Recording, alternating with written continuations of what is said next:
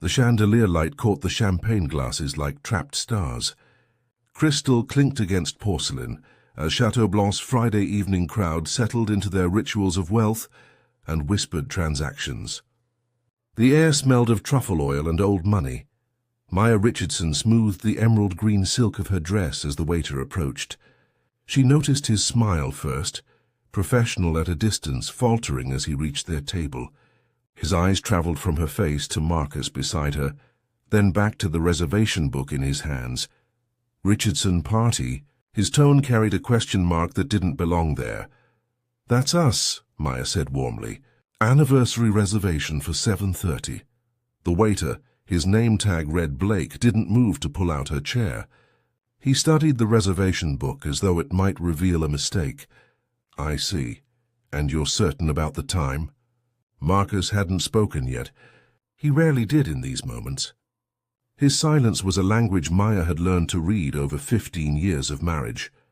Blake's fingers tapped the leather menu covers he hadn't offered them. "It's just that our prix menu this evening is 200 per person. Before wine." He let that number hang in the air like smoke. Around them conversations dimmed. A woman in pearls at the next table stopped mid-sentence. An older gentleman lowered his wine glass to watch. "We're aware," Maya said quietly. Her mother's pearl necklace suddenly felt heavy against her throat. Blake's smile sharpened into something else entirely. "Of course. I'll need to verify with the manager. Our reservation system has been unreliable lately." He walked away without seating them. Maya's hand found the edge of the white tablecloth. Her fingers pressed into the fabric until her knuckles lightened. Marcus still hadn't spoken, but his jaw had tightened almost imperceptibly. That was all. 3 hours earlier, Maya had stood in their bedroom, deciding between the emerald dress and something less noticeable.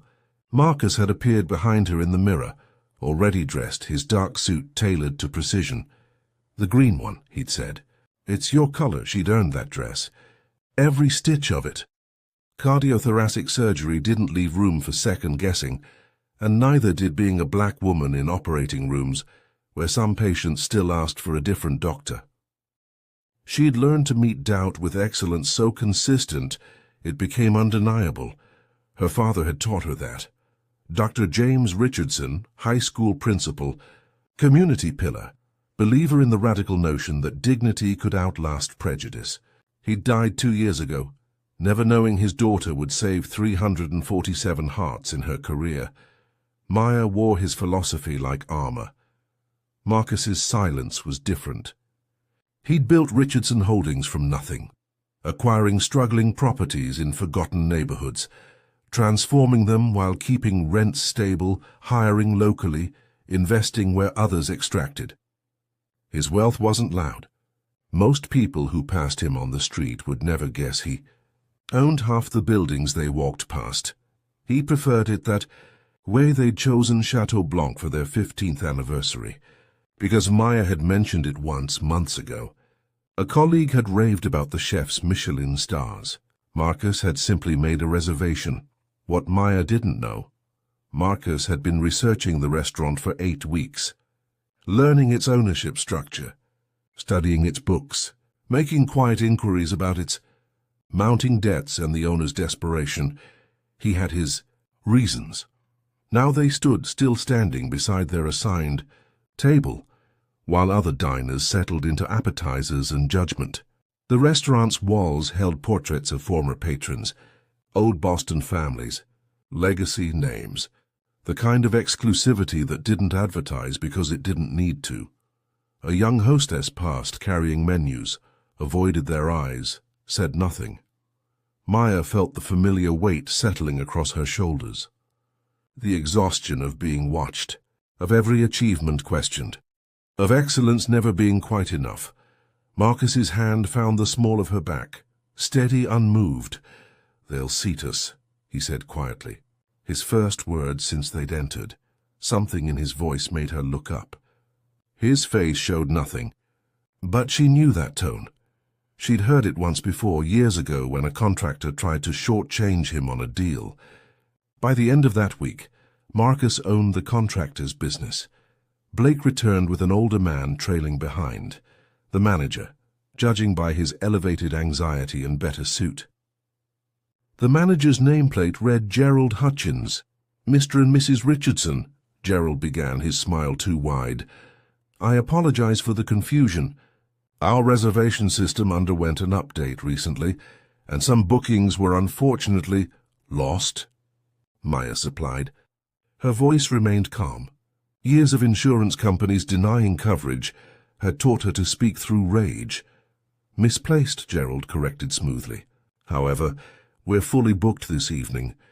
I'd be happy to recommend several excellent establishments nearby that might better suit what?"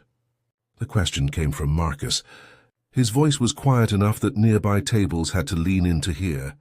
Gerald's pause lasted 2 seconds too long. "Your dining preferences. We specialize in classical French cuisine, and the atmosphere here is quite particular." Blake stood behind his manager, arms crossed, satisfaction playing at the corners of his mouth. Maya felt it then, the shift from inconvenience to something uglier. The way Gerald's eyes flickered to her dress, calculating its cost. The way Blake's stance radiated certainty that they didn't belong. "We'd like our table," she said, "the one we reserved 6 weeks ago." Gerald's smile thinned to a line. "I'm afraid our dress code is quite strict. We maintain certain standards that reflect our clientele's expectations." Marcus wore a suit worth $5,000. Maya's dress cost more than Blake probably earned in a month. But that wasn't what Gerald meant by standards. "Are you saying we don't meet your standards?" Maya asked. Her surgical precision sharpened each word. "I'm saying—" Blake stepped forward, emboldened by his manager's presence. "That maybe you'd be more comfortable somewhere less exclusive." The word hung in the air like a slur. A fork clinked against china at the next table. Someone coughed. No one spoke. Maya's training took over. The same composure she used to deliver bad news to families. "We made a reservation. We arrived on time. We can pay for our meal. What exactly is the problem?" Blake's smile became a smirk. "Look, I'm just trying to help. This isn't the kind of place where people usually— I mean the prices alone." "Blake," Gerald warned, but without conviction. "I'm just being honest," Blake continued. "They should know their place before there's an embarrassing situation at checkout." The silence that followed felt alive. Maya's hands trembled in her lap, hidden beneath the table. 15 years of marriage, 20 years of surgical residencies and fellowship programs, a lifetime of her father's voice saying, "Rise above it, baby girl." But this public dismissal? This casual cruelty witnessed by dozens who said nothing? Marcus's hand covered hers under the table. His palm was warm, solid, completely calm. When he finally spoke, his voice carried no anger. Just 4 words that changed the temperature of the room. "Let me handle this." Maya's pulse hammered against her pearl necklace. She'd faced prejudice before. The attending who questioned her diagnosis until a white colleague repeated it. The patient who demanded a male surgeon. The conference where she was mistaken for catering staff. She'd learned to breathe through it. To let excellence speak louder than ignorance. But this was different. This wasn't behind closed doors or in the privacy of professional disagreement. This was public humiliation, orchestrated by a waiter who felt entitled to decide where she belonged. The other diners had returned to their meals, conversations resuming at careful volumes. Their silence was its own verdict. Complicity dressed in good manners. She thought of her father's funeral, how the church had overflowed with former students whose lives he'd changed, how the mayor had spoken about his decades of service, how Marcus had stood beside her, holding her up when grief tried to drag her down. "Respond with excellence, not anger," her father used to say. But what was the excellent response to this? Marcus's thumb traced small circles on her wrist. His breathing remained steady. He wasn't looking at Blake or Gerald anymore. He was looking at something beyond them, calculating something she couldn't see. She knew that look. She'd seen it when he studied property portfolios late into the night. when he negotiated deals with investors who underestimated him, when he moved pieces on a board only he could see. "Marcus," she whispered. "Let's just go." He turned to her then. His eyes held something she'd never seen directed at her, a kind of focused intensity that made her understand why business rivals feared him. "No," he said softly. "We stay." Blake was returning, carrying 2 glasses of water on a tray. His expression suggested this was a magnanimous gesture. The elderly woman at the next table caught Maya's eye. For a moment Maya thought she might speak, might object, might simply acknowledge what everyone had witnessed. Instead, the woman looked away. Marcus Richardson learned about power from absence. From watching his mother scrub floors in office buildings his father once owned before redlining, and racist banking policies destroyed a generation of black wealth. From understanding that visibility could be a weapon used against you. His mother, Sarah, had cleaned those buildings at night when tenants wouldn't see her. She'd brought 7-year-old Marcus along sometimes, unable to afford childcare. He'd sit in empty conference rooms doing homework while she vacuumed around. Mahogany tables where decisions about his neighborhood's future were made without anyone who looked like him in the room. "Quiet power," she'd told him once, wringing out a mop. "Loud people make noise. Quiet people make moves." By 16, he was buying distressed properties with money earned from 3 jobs. By 25, he owned a dozen buildings. By 35, Richardson Holdings controlled $40 million in assets. He never advertised, never sought press.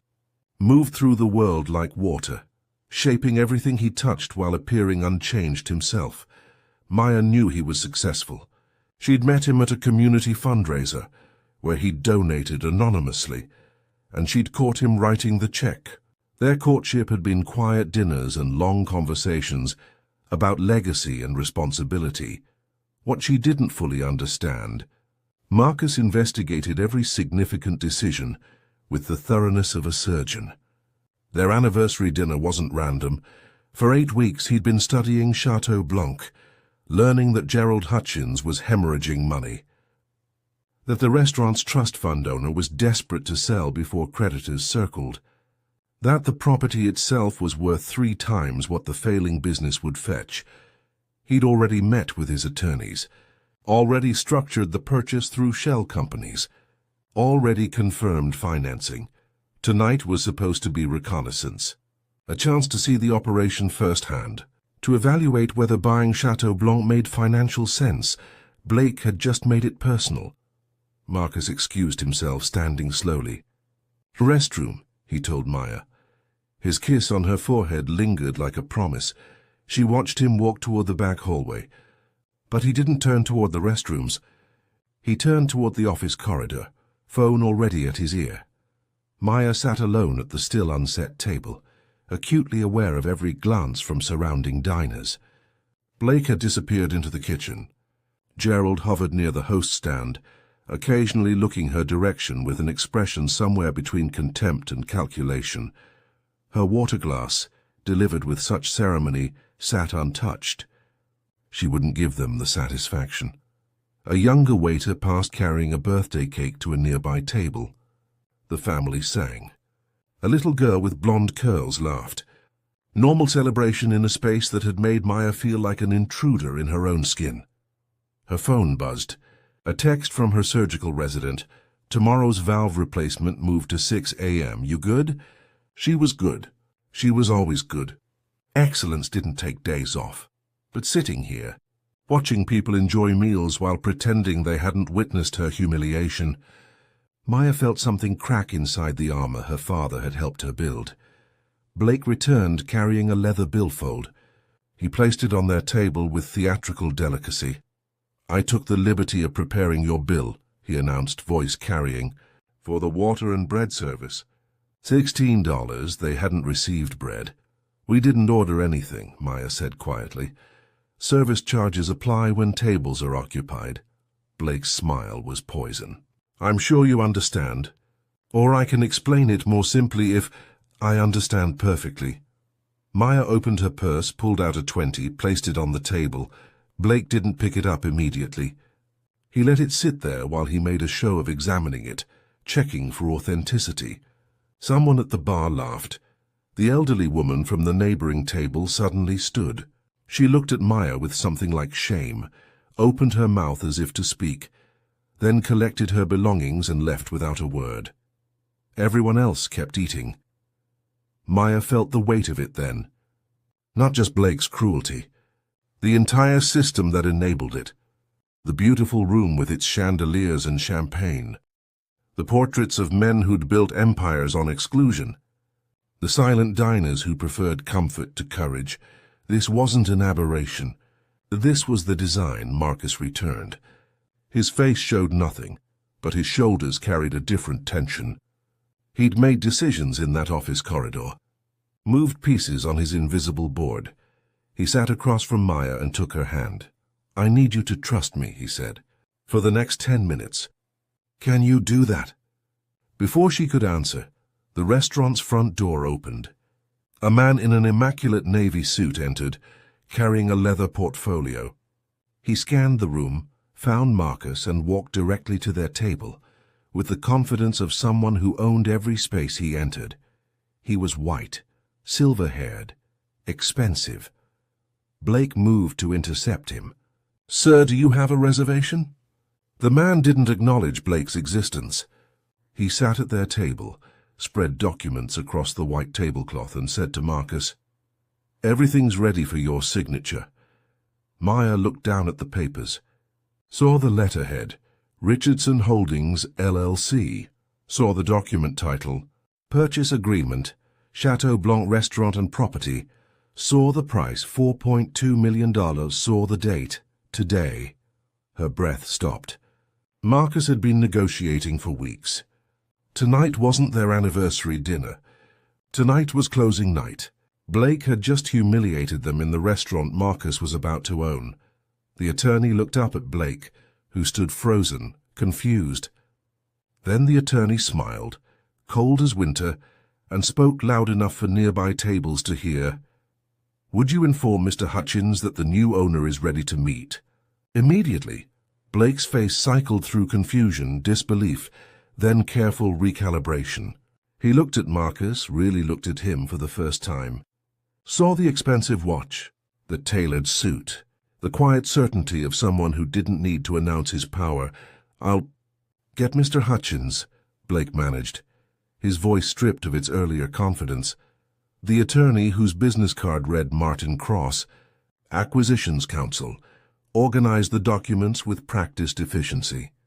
He didn't look at Blake as the waiter retreated toward the office. Maya's hand gripped Marcus's wrist. "You bought the restaurant?" "Buying," Marcus corrected quietly. "The signatures happen in about 5 minutes. You were planning this? Tonight? For weeks. The owner's desperate. Property's undervalued. Good investment." His eyes met hers. "But this wasn't about revenge." Not until about 10 minutes ago. Around them the dinner crowd continued their meals, unaware that the ground beneath Chateau Blanc had just shifted. A couple at the bar toasted their anniversary. A businessman laughed into his phone. Normal Friday night rituals. Gerald emerged from the back, moving faster than seemed dignified. His face had paled to match the tablecloths. Behind him, Blake hovered in the kitchen doorway, trying to decode what was happening. "Mr. Richardson," Gerald said, extending his hand. Marcus didn't take it. "I had no idea you were the interested buyer.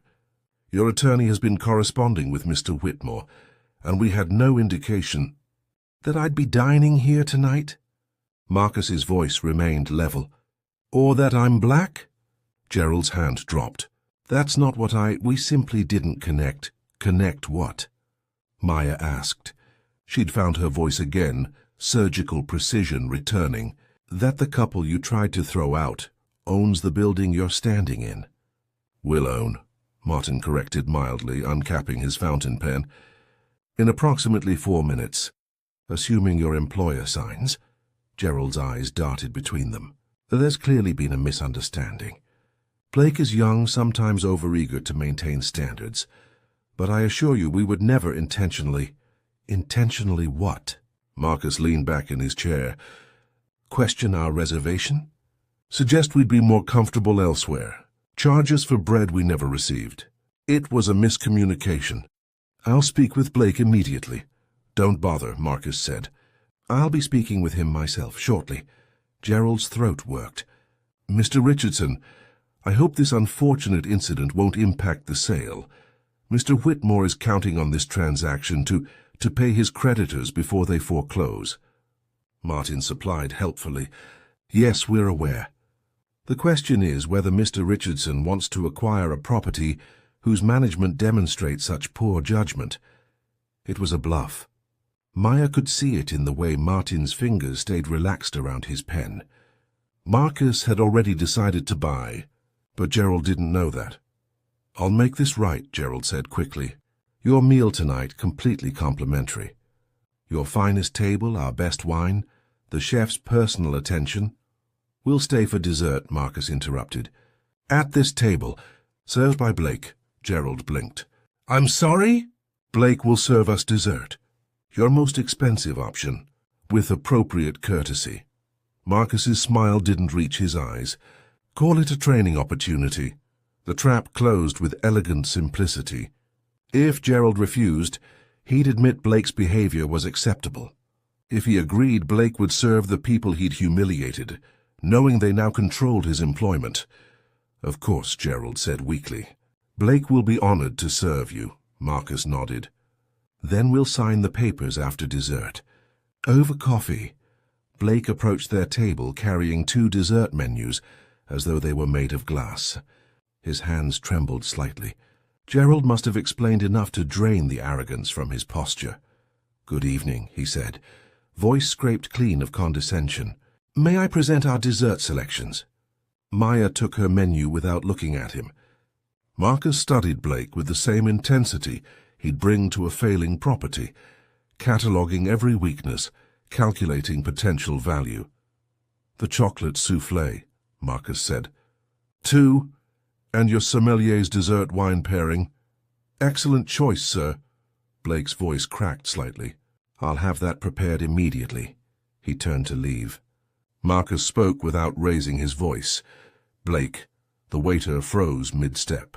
When you return, you'll explain why you assumed we couldn't afford to eat here. The restaurant seemed to hold its breath. Nearby tables had abandoned all pretense of not listening. The businessman at the bar lowered his phone. The anniversary couple stopped mid-toast. Blake turned slowly. His face had gone red, then white. Sir, There was a misunderstanding about the reservation system, and I was only trying to... You were trying to humiliate my wife, Marcus said, each word precisely placed. In a room full of witnesses who said nothing. Because you made assumptions based on the color of our skin. I never said you didn't have to. Maya's voice cut clean as a scalpel. That's how racism works. Plausible deniability. System errors. Miscommunications. Anything except admitting what everyone in this room saw. A woman gasped somewhere behind them. A chair scraped. Someone muttered something about making everything about race. Blake's jaw worked. I apologize if my behavior seemed inappropriate. Seemed? Marcus leaned forward. So you charged us for bread we didn't receive. You questioned our ability to pay. You told us to know our place. Which part only seemed inappropriate? Gerald materialized beside Blake like a nervous ghost. Mr. Richardson, please, let me assure you that Chateau Blanc does not tolerate discrimination of any kind. Blake will be thoroughly counseled on proper... Counseled. Maya's laugh carried no humor. He'll be counseled. That's your solution? Martin cleared his throat gently. Perhaps this isn't the time to discuss personnel decisions. Mr. Whitmore is waiting in the office to finalize the sale. Marcus didn't move. His eyes stayed locked on Blake, who looked like a man watching his life reshape itself in real time. Bring our dessert, Marcus said finally.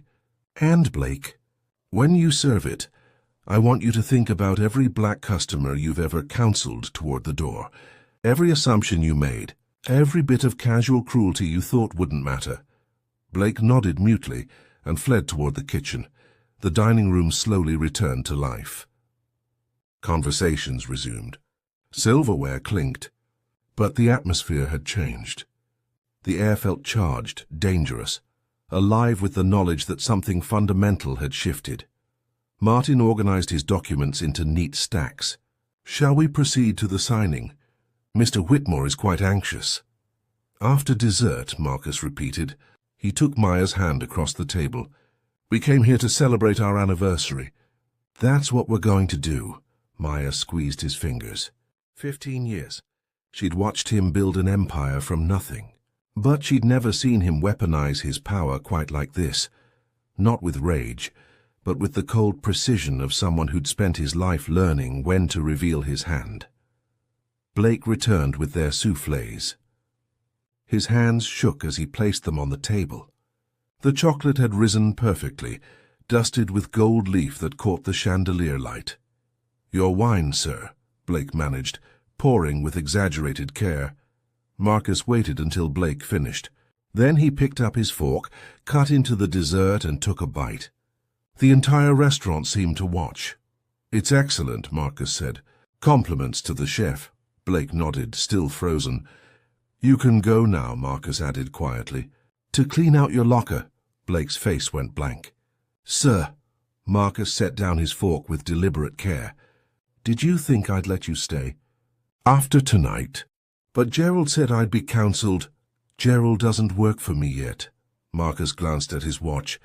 "He will in approximately 15 minutes when the papers are signed, at which point his first instruction will be your termination." The words landed like stones in still water.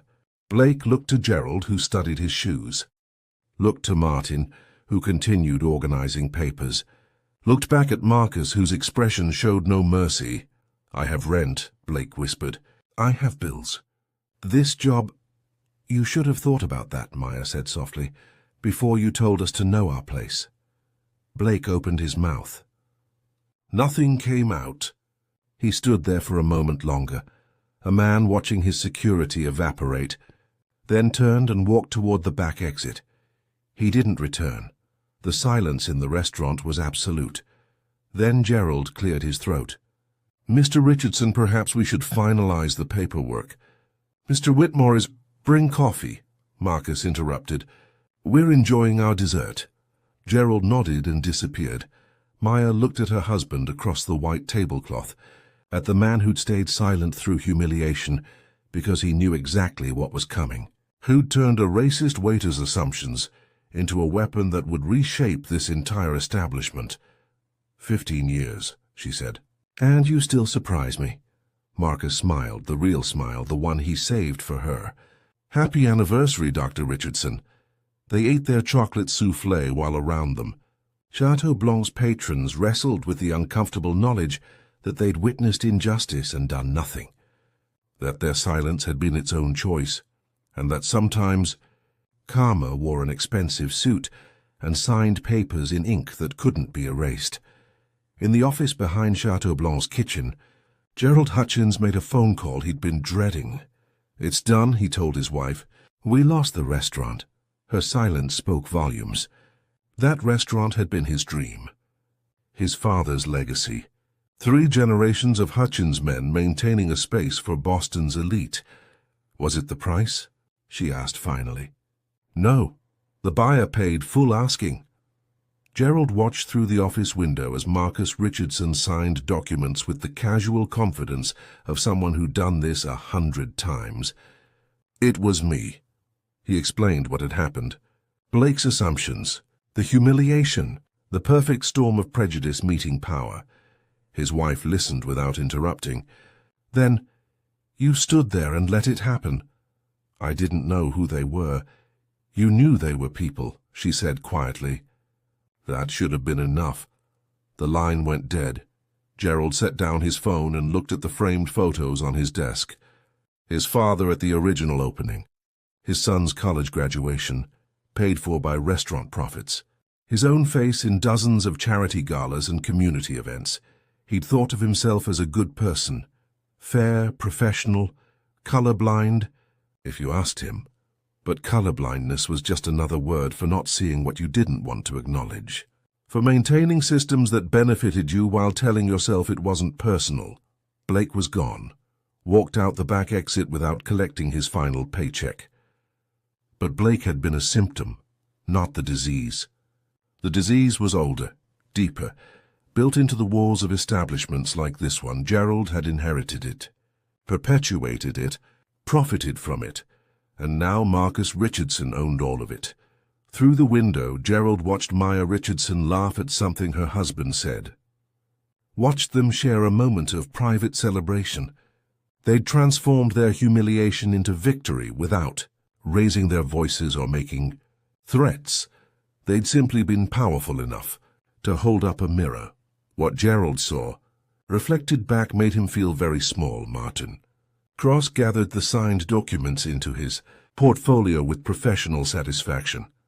Congratulations, Mr. Richardson. You now own one of Boston's most prestigious restaurants. Marcus looked around the dining room with new eyes, calculating sightlines, evaluating staff efficiency, noting which tables commanded premium prices and which patrons generated return business. How much does Gerald make? Marcus asked. Martin consulted his notes. Base salary of $90,000, plus performance bonuses. He's been manager for 12 years. And the chef, Thierry Marchand, James Beard nominee, contracted at $220,000. Maya watched her husband work. This was his element, taking broken systems and finding their worth beneath the damage. He'd done it with neighborhoods, with commercial properties, with entire city blocks others had written off. Now he was doing it with Chateau Blanc. I want a full staff audit, Marcus said. Who serves which tables? Which customers get priority? Track demographics for the next month. You think there's a pattern? Martin asked. I think Blake wasn't operating alone. Marcus's voice stayed level. I think he learned what was acceptable by watching what management tolerated. Culture flows downward. Gerald appeared in the doorway. His face had aged a decade in the last hour. Mr. Richardson, I want to apologize. How long has Blake worked here? Marcus interrupted. 2 years. He was hired by the previous manager. Did you receive complaints about his treatment of customers? Gerald hesitated too long. There were occasional concerns, but nothing concrete, nothing we could prove. Which means there were multiple complaints you dismissed. Maya's surgical precision was back. How many black customers did Blake serve in the last year? Gerald's silence was its own answer. Marcus stood, buttoning his jacket. Here's what's going to happen. Tomorrow morning, we'll meet with the entire staff. You'll explain the change in ownership. Then you'll explain new policies on customer service, discrimination and accountability. Of course, Gerald said quickly. Whatever you need. I'm not finished. Marcus's voice dropped to something colder.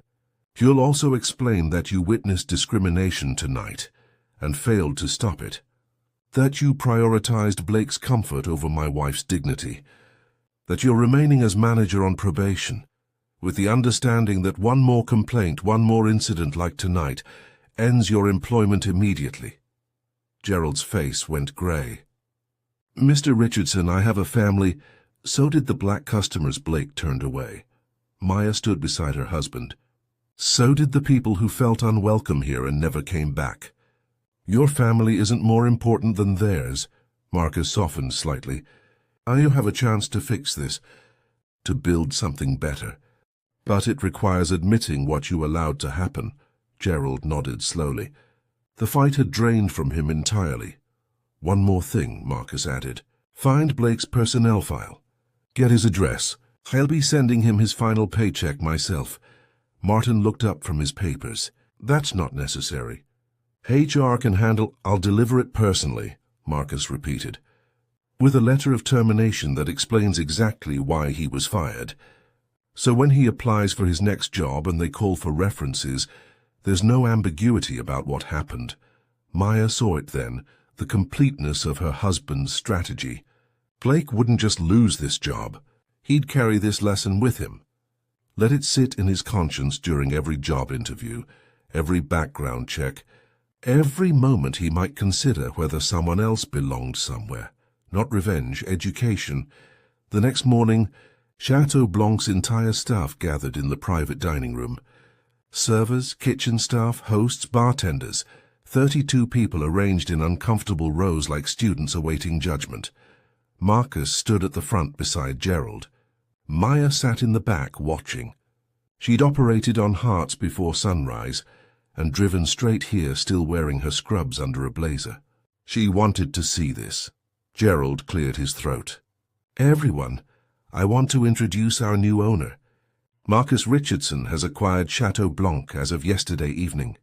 Confused murmurs rippled through the staff. They'd known the restaurant was for sale, but most assumed another restaurant group would buy it. Not this quiet black man in his immaculate suit. Many of you were here last night, Marcus began. His voice carried without strain. You witnessed an incident involving my wife and me. A waiter named Blake questioned our reservation, suggested we'd be more comfortable elsewhere. Hand ultimately attempted to charge us for services we didn't receive. The room went very still. Blake's behavior didn't emerge from nowhere, Marcus continued. For it came from a culture that tolerated assumptions about who belongs in spaces like this, about whose money is acceptable, about who deserves dignity versus who deserves scrutiny. A young hostess in the front row looked down at her hands. Maya recognized her, the girl who'd passed their table last night without speaking. I want to be clear, Marcus said. Blake was terminated not because he made a mistake, but because he made a choice. Multiple choices, each one saying that my wife and I were less deserving of respect than other customers. He paused, letting that sink in. Gerald will now explain his role in what happened. Gerald stepped forward. His hands trembled slightly. Last night I was made aware of concerns about the Richardsons' reservation.